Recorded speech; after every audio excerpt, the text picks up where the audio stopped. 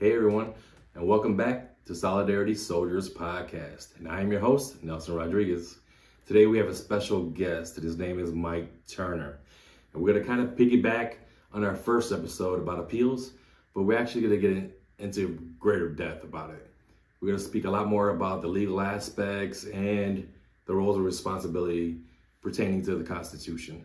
Now, Mike Turner has a special case. His is a little bit different. He was wrongfully terminated from our facility, but yet he still continued to pay his union dues. So it kept him a member in good standing.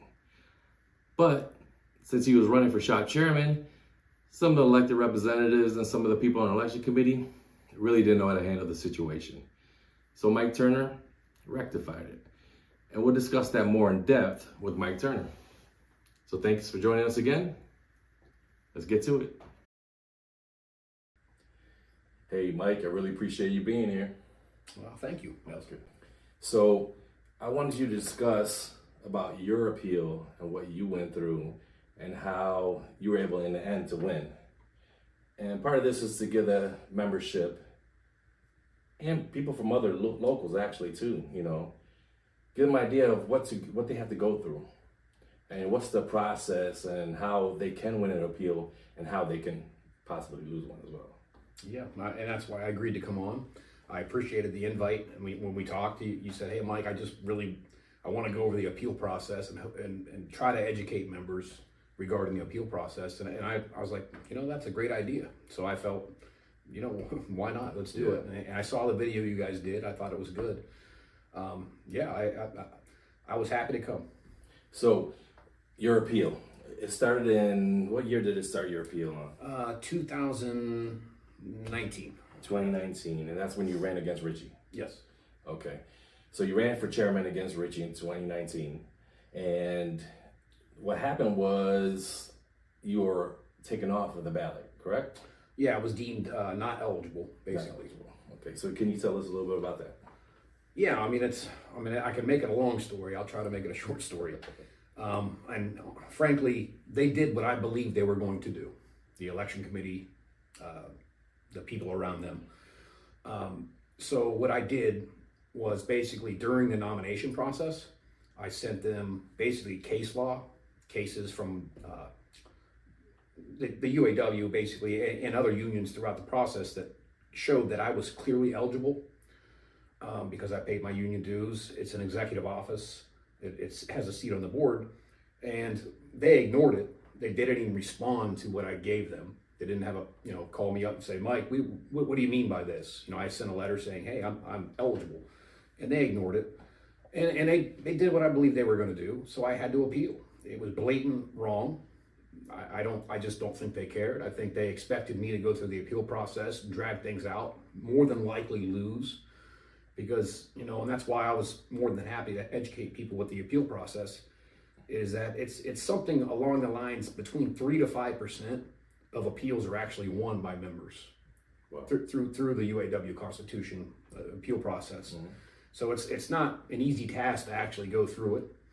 It takes some work, and you got to follow guidelines, or you're probably going to miss something along the way. It's not designed for the average member to just go, "Oh, this is wrong, I'm going to do this." So in the beginning, you actually, before you even did the appeal, before you even signed up, you made sure, before you signed up for your nomination, you made sure you sent that case law to the election committee or to the hall in itself? No, to the election committee through the recording secretary, I believe it was, or could have been the president. It's been a few years now. But basically, I believe I sent it certified mail. That way I had a stamp of it for, hey, this is this information. Very important, certified mail. It is important to members. If you're doing anything with this, it's very important to just go ahead and send it certified mail. That way you got a receipt of everything that this was given, because trust me, there's cases, I've studied a lot of cases going back years that, oops, we didn't get this information. And trust me, that game's been played. So it is important. Always have your receipts. Always have your receipts. Yes, it's important. But yes, I did. I sent them the information during the nomination process, so they would have it. But in the back of my mind, I kind of already knew that they were going to do what they did, and they did. They did exactly as expected. Yeah, and I was at the union meeting, when the election committee discussed it. And I don't know if Richie meant to do it or not, but he said he advised the election committee. I'm like, if you're running, why would you advise the election committee? You know, obviously it showed the lack of knowledge within the election committee because, and in fact, I mean, when's the last time this happened? You know, that somebody was running. It's pretty rare. Yeah, so I get the election committee having their, you know, ignorance on what's going on, but there's other levels to go to besides the person that's running for office. The person that you're running against. Yeah. Yeah. No, I heard about that. I wasn't present at that because I just didn't have to be. I was there. And I heard about that. And that's unfortunate. That activity happens, at least at our local that I'm aware of all the time. I can't speak for other locals. But the election committee are supposed to be independent of any politics. They're supposed to be impartial. They're supposed to be just unbiased. The last thing they should be doing is getting instructions from somebody that's running for office. But, you know, that's a whole nother topic probably. Yeah, I mean, you know, we're not saying that they did it purposely or spitefully or anything like that. No, it's just, no, it's this, you know, that's what training's for. That's what education's for. That's why we're doing this video.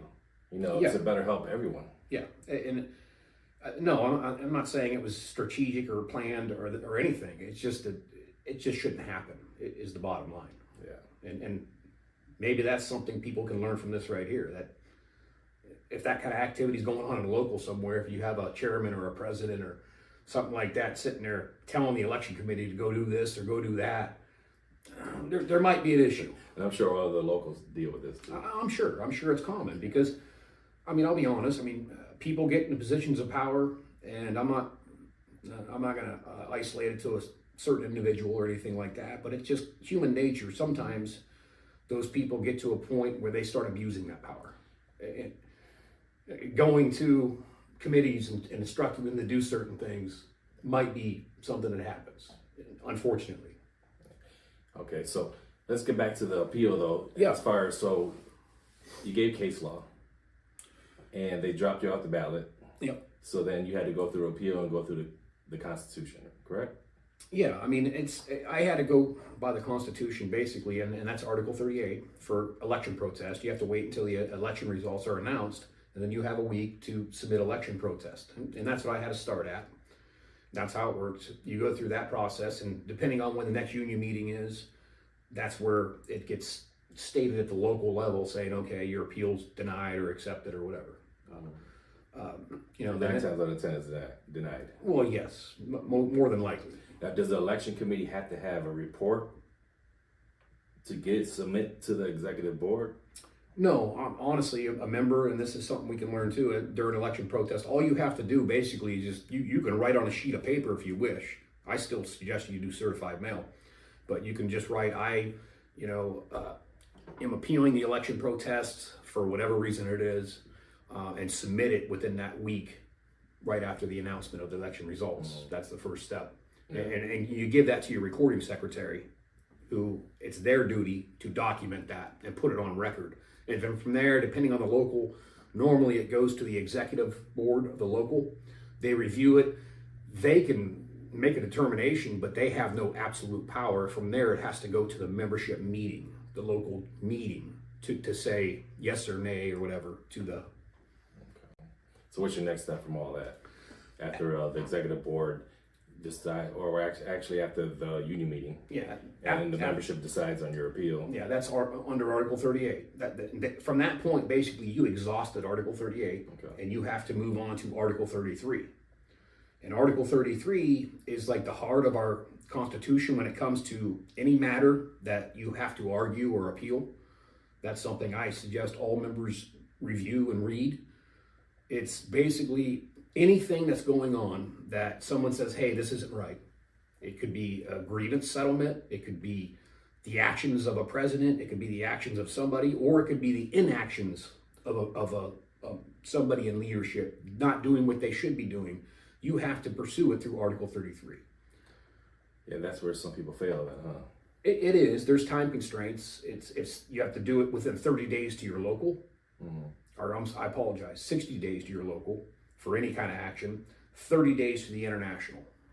if it's something like regional or international. So last video, Chris Phillips stated 30, 30, 30. So where does that fall in place? Well, what that means is your time constraints, where you got 30 days to appeal it to international. Like after the Article 38, then you go right to Article 33 to the international office, which the president's office, they review the appeal. I'll be honest with you, I've been involved with many cases with that, and I'm not going to say they're biased, but what I will say is that it seems like their intent is that they argue everything against the member filing something. They argue it in favor of the local no matter what. Now, does it get through the region too? Does the region have anything to do with it? It just goes straight? Does not. No, the region basically has, I mean, I'm not going to say they have no power. I'm just saying they have no authority or anything? No, they're just not involved in that process. Okay. It goes right to the international president's office. Okay. Now, so when it went to the president's office, what happened there? On my appeal? Yes. Well, they did what I've seen done on many, many, many appeals. They argued it and said I was wrong, and they even, I mean, they ignored the facts that were right in front of them that I sent them, that the legal document saying, hey, this is a standard in legal precedent. They ignored those and they tried to come up with other arguments and said I was wrong. And who was the president during this appeal? Was it Curry or was it someone else? Actually, I think it was Rory Gamble during this. Rory Gamble? Okay. Yes. Rory Gamble. Yes. And trust me, I've been involved with appeals from Rory Gamble, for mine and others, all the way up to the current one, and the process seems to be the same. Is that it's just argue against the member. You're wrong no matter what. We ignore facts, and here's our argument. And it's kind of sad. It's not. Yeah. It's a bit disheartening. A new president, there's still a bureaucracy. There's still a lot that goes underneath him. It seems to be the culture within is just argue everything. Culture is the big word. Yeah, it's culture because it's within our local too, and many other locals. We had to deal with all that. It is, and it's, you know, what is it? What's the old saying? You know, a lot of things die hard. Well, what upsets me is that when do we learn as a membership? You know, we had to get the FBI, we had to get the government, had to come in to clear a clean house because we couldn't do it ourselves. Yeah. Because we don't see what's going on. Well, or we so complacent and we allow this to happen and keep on electing the same people, the same structure, that the government has to clean our house. Well, I think it got to that point, and it's not over yet, because like what we're discussing today, I think is remnants of that. Yeah, I'm a little off the subject, but it just irks me. No, I understand, and I would like to try to stay on the educational topic, but I totally get where you're coming from, and I think that was necessary. It finally blew up to that point where that had to happen. Mm-hmm. You know, you had to have that little explosion there, and then from there we can make some changes. Yeah, exactly. And there we could argue, we could come up with a bunch of different opinions of why members aren't engaged and why didn't someone see it. I think it comes down to the heart is that the culture within was so established and they were doing what they were doing. And I'm not saying the members were asleep, but they were just kind of like, you know. I'll say that. I'd rather say they were just not engaged and not educated. Yeah. So it was like, you know what? Right. Hey, we don't know. And then all of a sudden, wow, this is going on. I think it had to happen. I think there's a lot more to happen yet that must happen. But let's get back to You're such a nice guy. Let's get a little camera shy too, because I always use a little camera shy. I am a little camera shy. No, it's kind of weird. I'm talking to you. Kind of weird because I don't know who I'm talking to there. Exactly. Hopefully you're talking to quite a few people. I hope other locals listen to this too, because your knowledge is very valuable. I go to you for quite a bit of things because I appreciate that, and I don't know how to word it other than, you know, to serve and to help others is something that actually makes me feel good. Yeah. So that's something I enjoy doing if I can, you know. So you ended up going all the way to the top. You exhausted every single avenue. Yeah, do what we're always told to do. Follow all your exhaust steps. The internal remedies. Exactly. Just like seeing the committee man. You got to exhaust everything before you get to him. You got to exhaust everything before you get to your zone. You got to exhaust everything. before you get to go your through the chairman. steps, follow the Constitution. And that's what you did. Yeah, I mean, the next step after the president's office, I mean, it goes to the president's office. I'll say this real quick. The president's office, the proper words, I guess, is does an investigation and then presents it to the executive board as, hey, this is our findings. That's what the process is. But I'll say that it's not an investigation, because every case I've been involved with, it's not what a normal, typical, sound mind person would say is an investigation. It's a one-sided, hey, we think this, and they present it to the E-board up there at the international level. And all the cases I've studied, they just adopt it. Now, your case was different than Phillips, and the thing that Chris Phillips had a number of affidavits from people that witnesses. That's what I heard. Yeah. And your case, you didn't need that for your case. So every case is different. Every case is every different. appeal is different. You know, my case, like one thing I always do, no matter what it is, if I'm helping somebody or myself or whatever, is I study case law, the precedent of something, the labor law of something, the foundation of something, because whatever's going on in the courts, that's, you know, whatever issue is, if there's a foundation of that, that's precedent. I study that, and then you say, hey, here's the legal precedent. If your case lines up with that, you have a very good argument. And we do that for grievances. Yeah, same thing for grievances. That's an internal, law, I'll say. But my case was blatant where it was wrong. And, like I said, I gave it to them before, and they could have just looked it up and said, okay, or, asked somebody that was a little smarter, I guess, that had a legal mind, and they would have said, yeah. But I don't think that mattered. I think in my case, it was just the personalities involved was like, we don't care. We just don't let them run.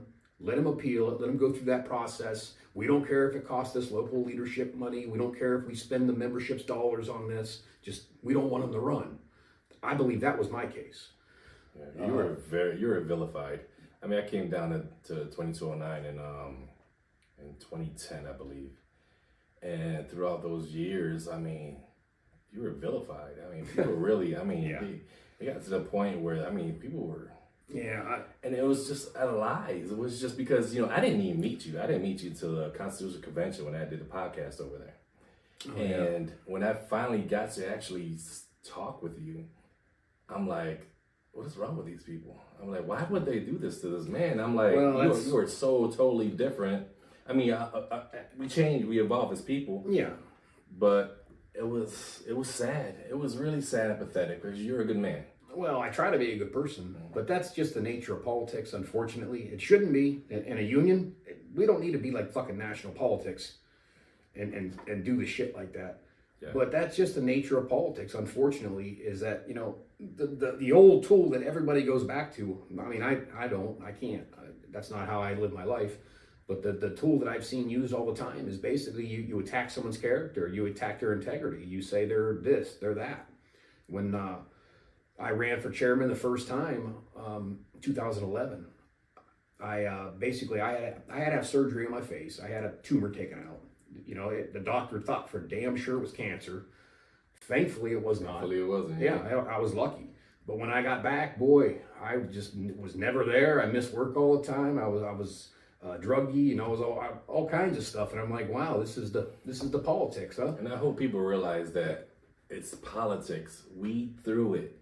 Do your homework, because this all affects you. It affects you 100%. I would tell anyone that sees this, hopefully many locals or whatever, when you hear fucking rumors about people, I mean, let's be honest, is that coming from the high school rumor mill?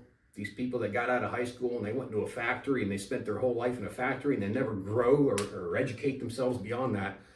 And that's what they demean themselves to, as name calling and planting seeds of doubt about someone's character and integrity. Just don't fall for it. I'm not saying it doesn't happen. I'm not saying somebody won't be vocal and say, hey, this guy's this or that, whatever it is, and you should investigate it. But to me, actually investigate it and have a conversation with that person. Exactly. Don't just don't believe the rumor mill. Some people prey on that.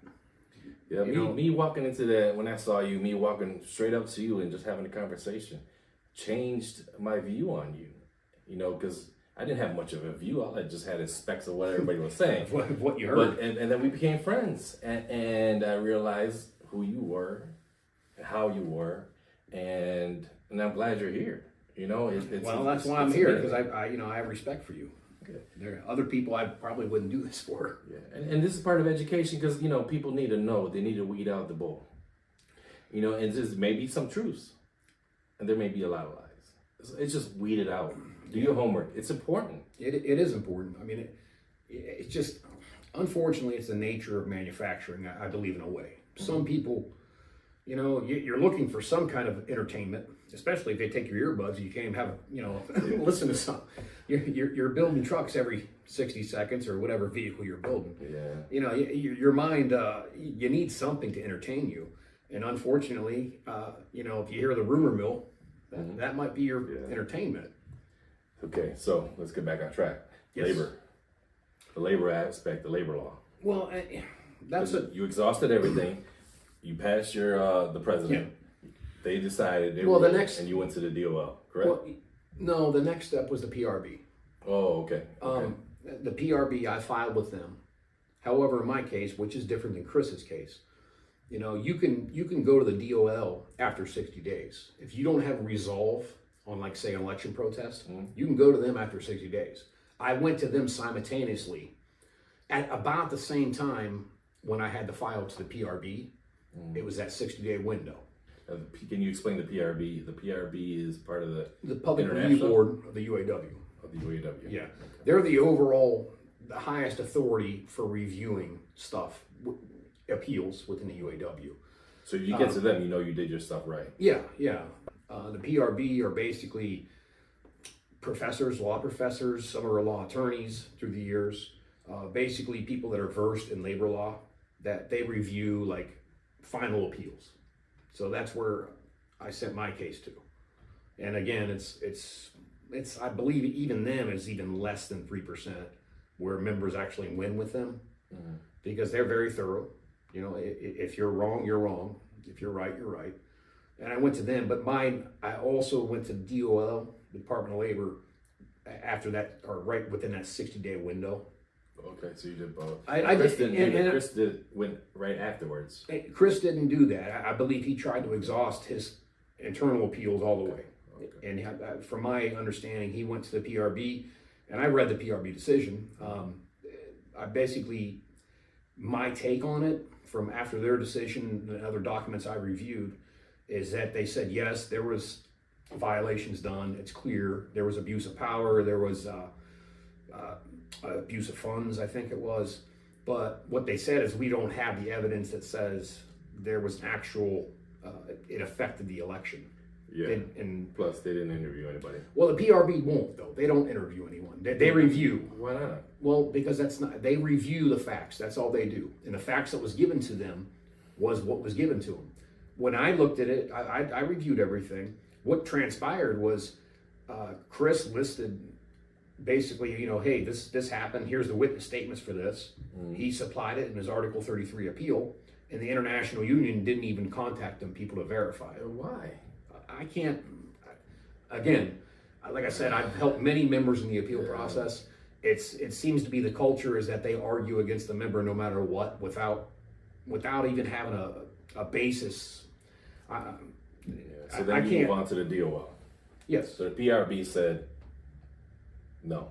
They said you have. On my case? Your case. Oh no, they said I won. Oh, they said you won. Yes, the PRB themselves, they recognized the issues with it, and they said he was eligible to run. And they pointed out he simultaneously went to the DOL. We understand that he's going on that, and regardless of what they say, you have to have another election. Oh, okay. And then the DOL, they came back and said what they said is yes, he's eligible. Gotcha. Actually, he sent you everything saying he was eligible, and we had so in your case election. They both agreed. Yeah, it's just you had all your bases covered. You made sure you. I did. I spent a lot of time on that. Yeah, that's good. I wouldn't have fought it if I was wrong. I don't, I'm not saying I don't make mistakes, but I don't argue things that are not correct. So Chris was quite a bit different then. Because, yes. They did no investigation whatsoever. They just went by what was given to them.